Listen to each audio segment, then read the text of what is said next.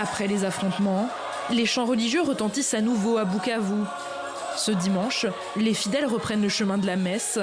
Crispin n'avait pas pu se rendre à l'église depuis 6 jours.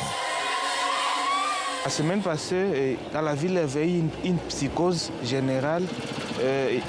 On ne pouvait pas vraiment aller à l'église pour aller louer l'Éternel. Aujourd'hui, j'ai un constat qu'à la messe, il y avait tant de personnes. Et je suis très ravie parce que c'est une question de rendre grâce à Dieu parce qu'on ne savait pas si on allait arriver à cette date d'aujourd'hui. Le chef-lieu du Sud Kivu est désormais contrôlé entièrement par le M23.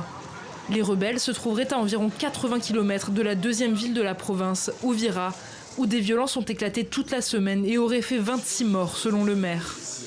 Vendredi, des bâtiments officiels portaient encore les stigmates des pillages. Tous les bureaux de l'État ont été vandalisés.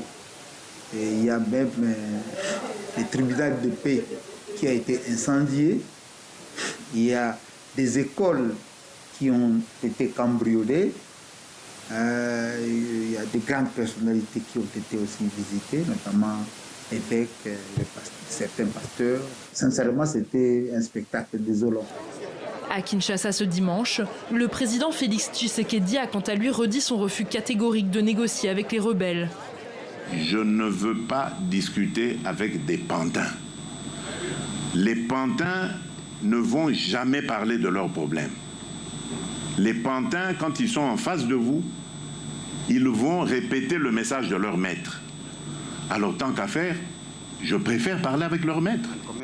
Vendredi, le Conseil de sécurité de l'ONU a condamné pour la première fois le Rwanda pour son soutien au M23.